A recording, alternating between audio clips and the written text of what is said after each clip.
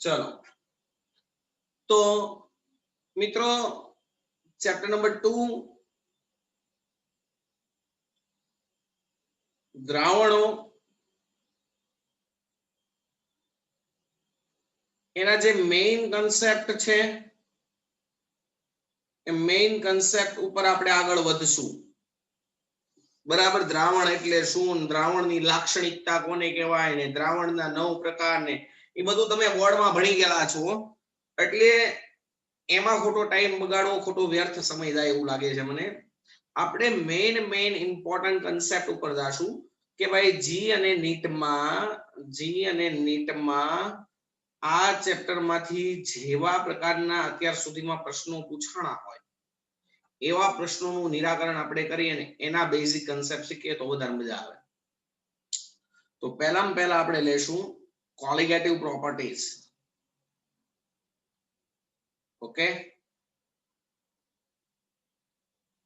चलो द्रावणना संख्यात्मक गुणधर्म कोने कहेवाय? Colligative properties. Anyone else? कोई कही शकशे द्रावणना संख्यात्मक गुणधर्म कोने कहेवाय? दोस्तों द्रावणना संख्यात्मक गुणधर्म એટલે શું થાય? તમે શુદ્ધ દ્રાવકમાં દ્રાવ્ય પદાર્થ ઓગાળો અને દ્રાવણ બનાવો તો એ દરમિયાન તેના કેટલાક ગુણધર્મોમાં ફેરફાર થાય છે।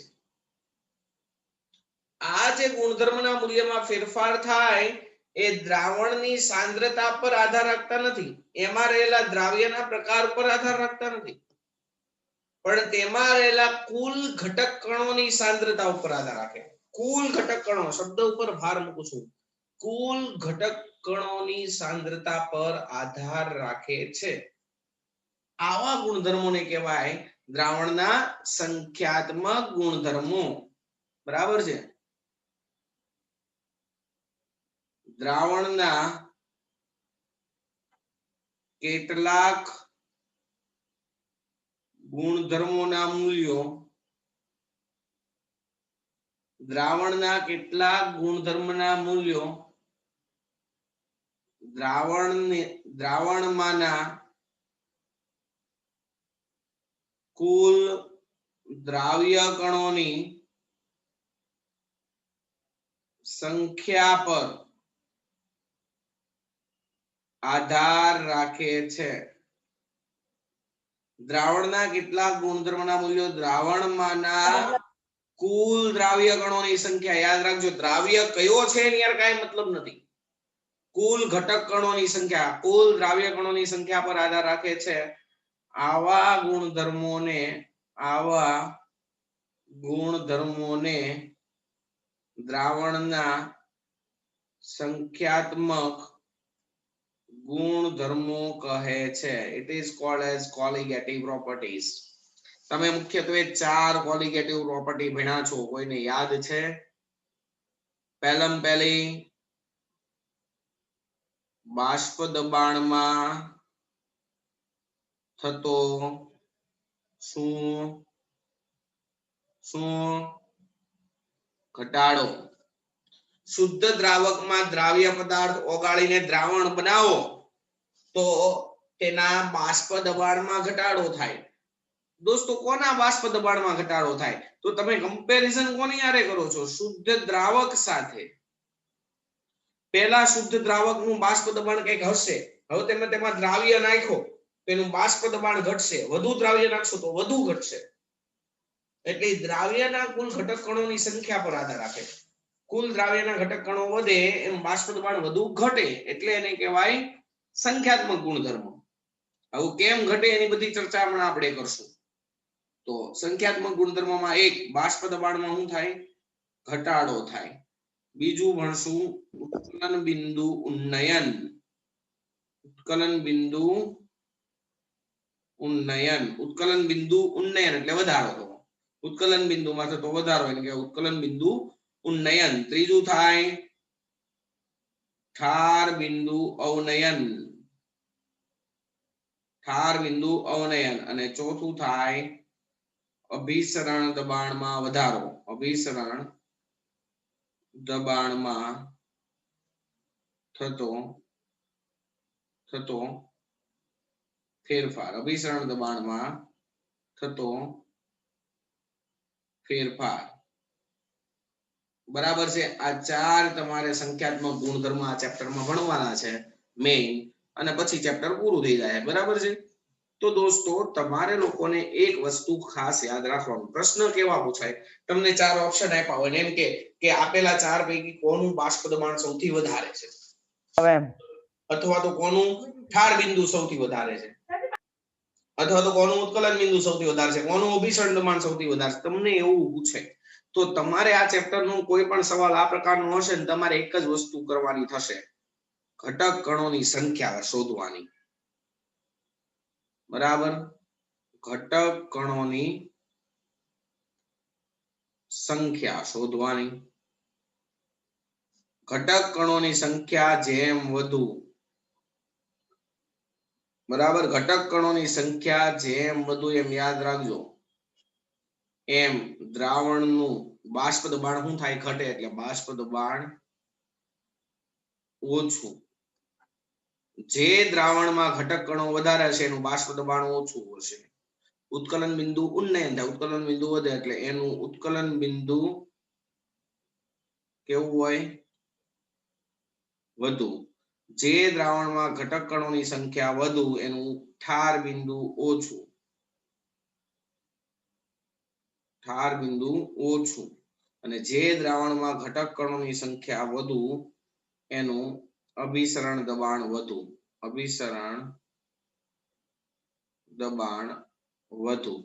કેમ આવું થાય એ પણ આપણે હમણાં વિગતવાર ભણીએ। તમે પહેલા મેઇન કન્સેપ્ટ આ ચેપ્ટરમાંથી લગભગ આ જ પ્રકારના ક્વેશ્ચન પૂછાય છે એન્ટ્રન્સ એક્ઝામમાં। ચાર ઓપ્શન આપ્યા હોય અને એમ કે કોનું અભિસરણ દબાણ સૌથી વધુ અથવા કોનું ઠાર બિંદુ સૌથી વધુ, આવું તો તમારે યાદ રાખવાનું, ઘટક કણોની સંખ્યા વધુ હોય એમ બાષ્પ દબાણ ઓછું, ઉત્કલન બિંદુ વધુ, ઠાર બિંદુ ઓછું, અભિસરણ દબાણ વધુ। ઓકે, ચલો પ્રશ્ન તમને આવા આપ્યો, જો આવા સમજી લો કે તમને એક આપ્યું છે ઓપ્શન એ,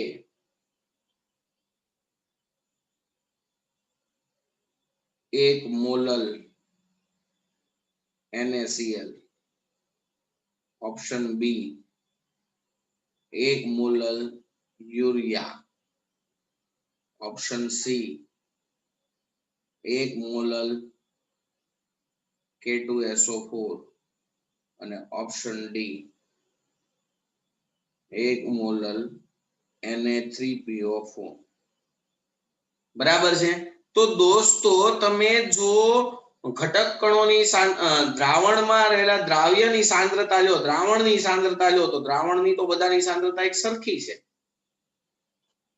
તો હું આ દરેકના અભિસરણ દબાણ કે ઉત્કલન બિંદુ કે ઠાર બિંદુ સરખા હોય? ના ના ના ના ના, તમારે લોકોને ઘટક કણોની સંખ્યા લેવાની। દોસ્તો NaCl નું આયનીકરણ થાય તો બને Na+ અને Cl-, એક મોલ NaCl હોય તો એમાં ટોટલ 2 મોલલ આયનો હોય, મીન્સ 2 મોલલ ઘટક કણો હશે। યુરિયાનું આયનીકરણ થાય નહીં, તો યુરિયા 1 મોલલ હોય તો એમાં 1 મોલલ જ કણો હશે। K2SO4 માંથી 2 K+ અને 1 SO4- ટોટલ 3 આયનો છૂટા પડે, 1 મોલલ હોય તો 3 મોલલ કણો છૂટા પડશે, આયનો છૂટા પડશે, અને આમાં 3 Na અને 1 PO4 એટલે 4, 1 મોલલ હોય તો ટોટલ 4 મોલલ ઘટક આયનો છૂટા પડે। તો દોસ્તો જેમાં ઘટક કણોની સંખ્યા વધુ હોય એનું બાષ્પ દબાણ કેવું હોય? ઓછું। તો આમાં તમને એમ કે સૌથી ઓછું બાષ્પ દબાણ કોનું? તો આનું। સૌથી વધુ બાષ્પ દબાણ કોનું? જેમાં ઘટક કણો ઓછા હશે એનું બાષ્પ દબાણ વધારે, કોનું? યુરિયા। પડી ખબર? આનું આમાં કોનું ઉત્કલન બિંદુ સૌથી વધુ? તો દોસ્તો ઘટક કણોની સંખ્યા વધે એમ ઉત્કલન બિંદુ વધે, તો ઘટક કણો શેમાં વધારે છે? ડી માં, તો ડી નું ઉત્કલન બિંદુ વધારે। કોનું ઉત્કલન બિંદુ સૌથી ઓછું? 1 મોલલ યુરિયા। પ્રશ્ન આવા પૂછાશે, પડી ખબર બધાને? ખબર તો પડે છે ને ભાઈ? રિસ્પોન્સ આપો। હા સર, હા, નહીં તો મને એમ થાય કે હું સીટ ની જેમ બોલ્યા જ રાખું છું ખાલી। બરાબર છે? પ્રશ્ન આવા જ પૂછાશે તમને આ ચેપ્ટર માંથી, આમાં કોઈ નવો પ્રશ્ન નહીં પૂછાય, યાદ રાખજો. ચાલો હવે બાષ્પ દબાણમાં ઘટાડો કેમ થાય ને બાષ્પ દબાણ શું છે એની વાત કરીએ. તો પહેલા તો આપણે બાષ્પ દબાણની વાત કરીએ. What do you mean by vapour pressure? બાષ્પ દબાણ એટલે શું થાય ભાઈ? સર અમને એ જ નથી ખબર. What do you mean by vapour pressure?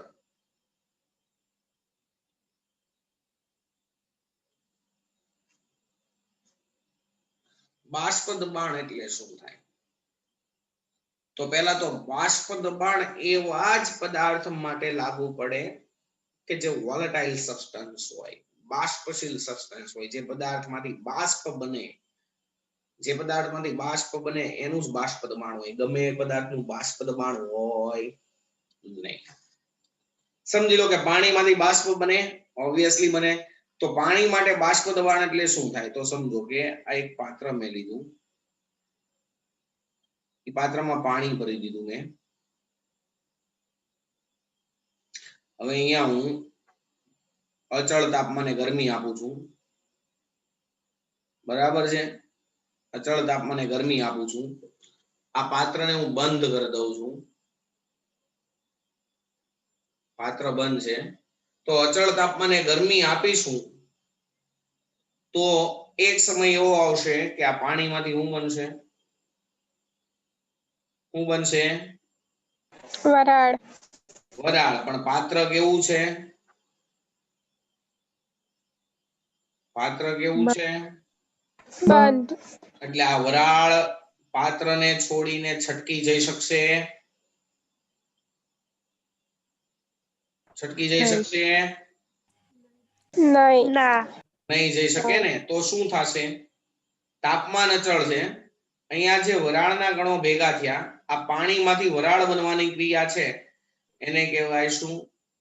બાષ્પીભવન.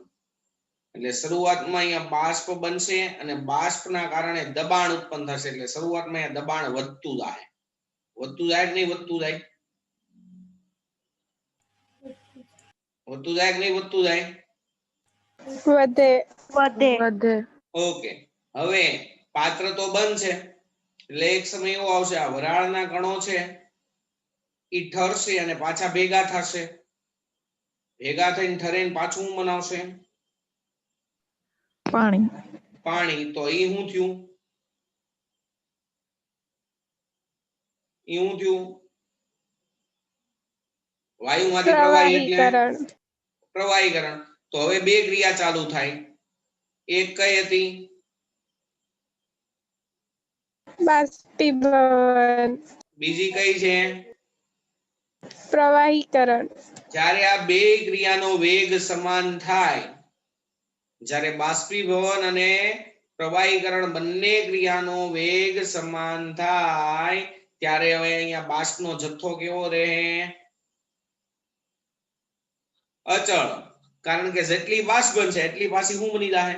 પ્રવાહી. જેટલી બાષ્પ બનશે એટલી પાછી શું બની જાહે? પ્રવાહી. તો બાષ્પ કેવી બની ગઈ?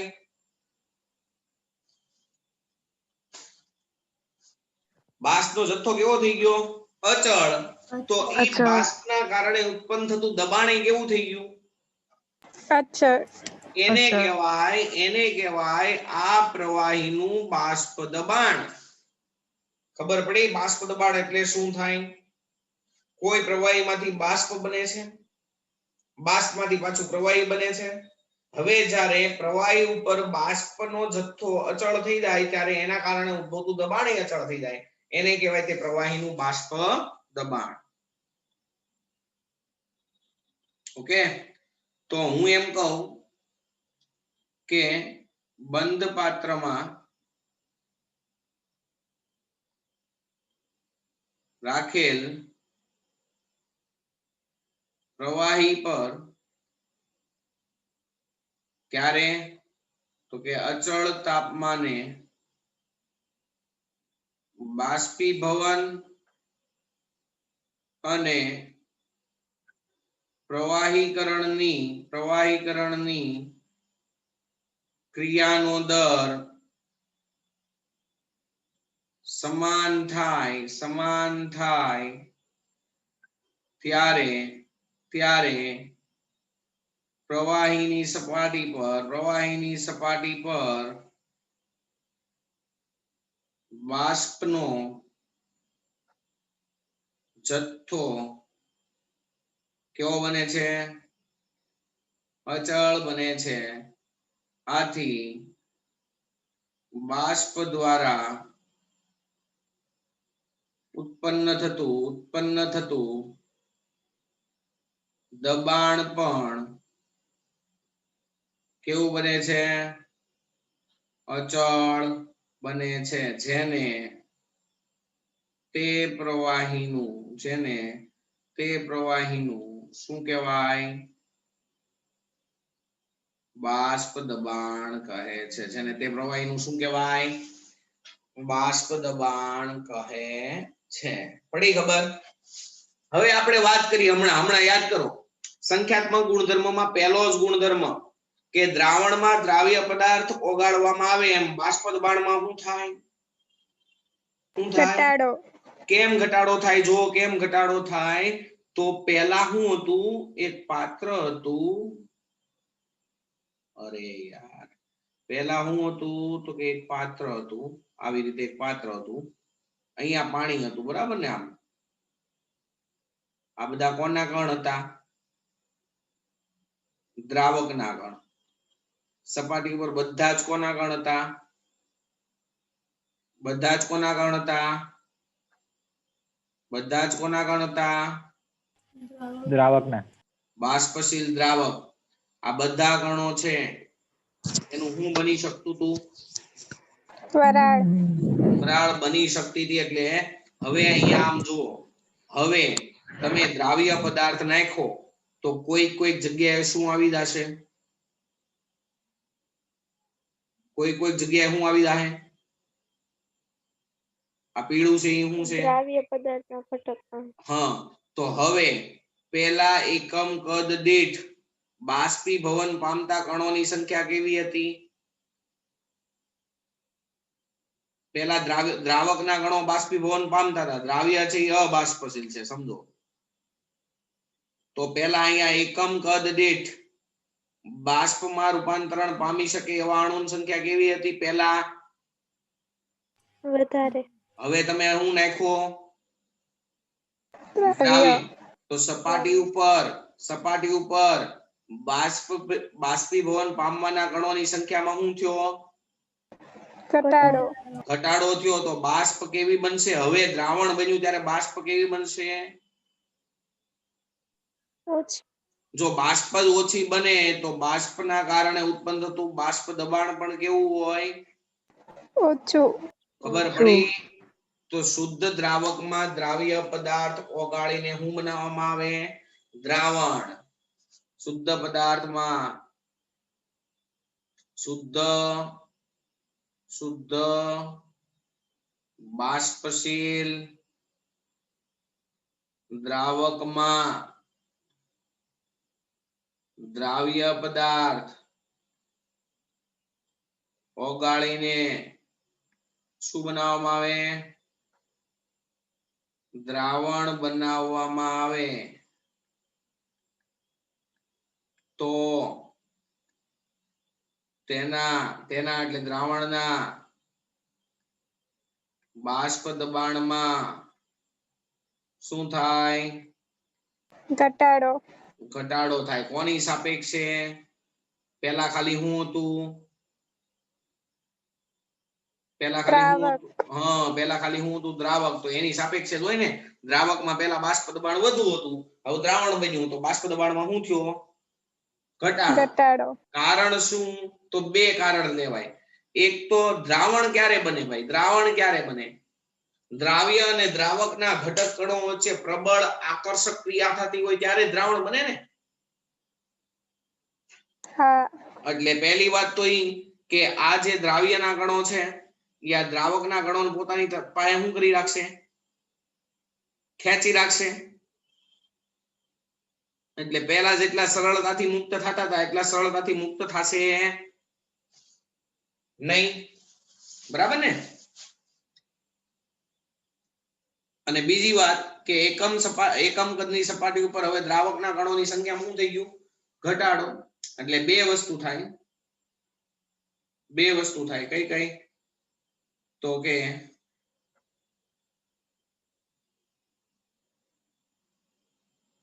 દ્રાવણની